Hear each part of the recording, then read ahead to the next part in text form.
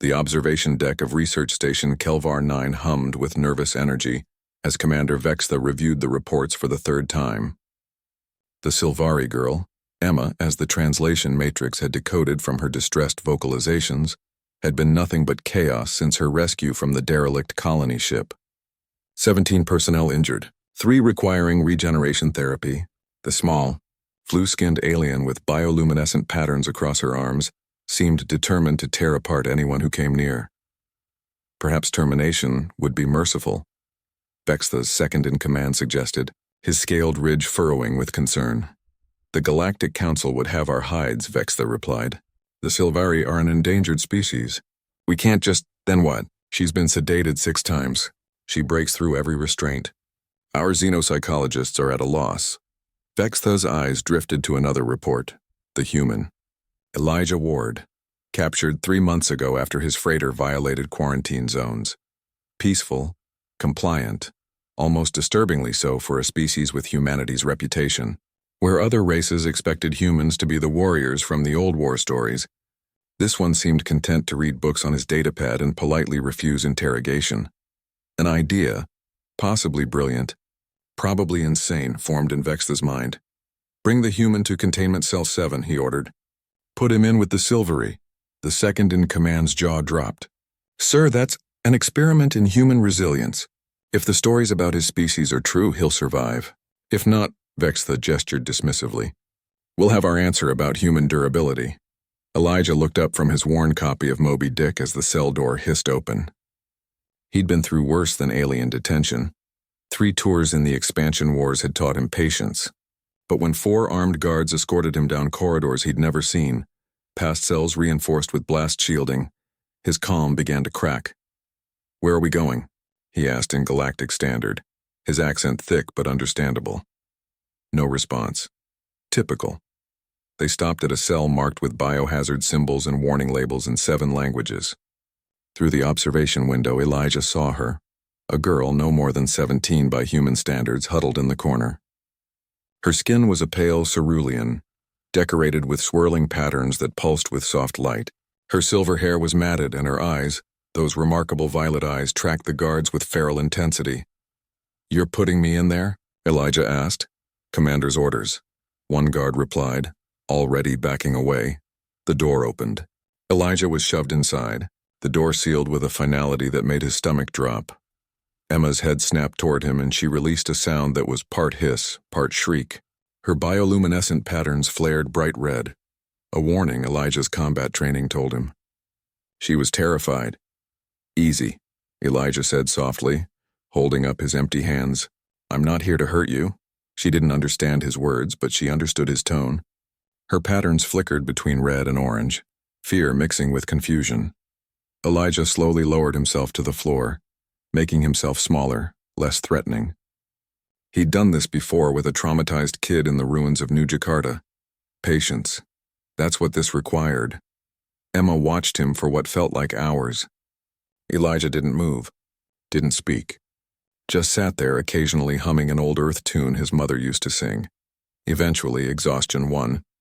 Elijah leaned back against the wall and closed his eyes, though every instinct screamed at him to stay alert.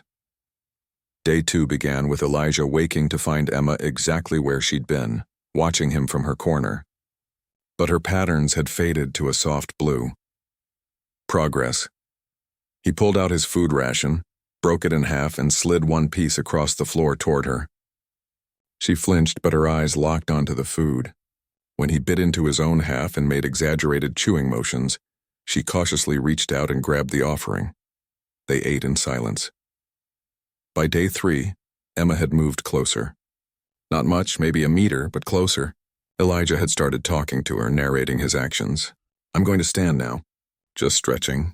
These old bones don't like sitting all day. His voice became her constant, her anchor in the chaos of captivity. Day 4 brought a breakthrough. Emma spoke. Eli, yeah? The syllables were awkward in her mouth, but unmistakable. He smiled. That's right. Elijah. And you're Emma. Ma. She touched her chest and her patterns swirled with soft gold. Contentment, Elijah was learning. Day 5, she sat beside him. Not touching, but close enough that he could feel the slight warmth radiating from her bioluminescent patterns. Day 6. She asked him questions in broken galactic standard, pointing at his datapad, his clothes, his hands. He answered everything patiently, teaching her words, learning her gestures. On day 7, the nightmares came. Elijah woke to Emma thrashing in her sleep, her patterns flashing violent crimson, her mouth open in a silent scream. Without thinking, he moved to her side. "Emma," he whispered, gently touching her shoulder. "You're safe. You're safe." She jolted awake, and for a moment he saw raw panic in her eyes, then recognition. Her patterns shifted to blue-green, sadness mixed with relief. She launched herself at him, not in attack but in desperate need, burying her face against his chest as her whole body shook with sobs. Elijah wrapped his arms around her, one hand stroking her silver hair. "It's okay. I've got you. You're not alone." She clung to him like he was the only solid thing in a spinning universe. Eventually, her sobs subsided into hiccups, then into steady breathing. Her patterns dimmed to the soft purple of deep sleep. Elijah didn't move. He just held her, this frightened child from a dying species, and hummed the same lullaby from day 1. When Commander Vextha opened the cell door on day 8, he expected to find a human corpse. Instead, he found Elijah sitting against the wall, datapad in one hand, the other resting protectively on Emma's sleeping form. She was curled against his chest, her patterns glowing with peaceful lavender light. Elijah looked up, pressing a finger to his lips. "She's sleeping," he whispered. Vextha stared. The feral alien who'd hospitalized 17 crew members was sleeping peacefully on a human's chest. "How?" the commander breathed. Elijah looked down at Emma, his expression softening. She wasn't feral. She was scared, alone. Sometimes that's all humans are good for, being there when someone needs us to be. The commander stood there, all his assumptions about both species crumbling. Perhaps the old war stories were wrong. Perhaps humanity's real strength wasn't their capacity for violence. Perhaps it was their capacity for compassion. As Elijah returned to his datapad, reading quietly while the alien girl slept trustingly against him, Vextha made a note to revise the Galactic Council's files on humans. They'd gotten almost everything wrong.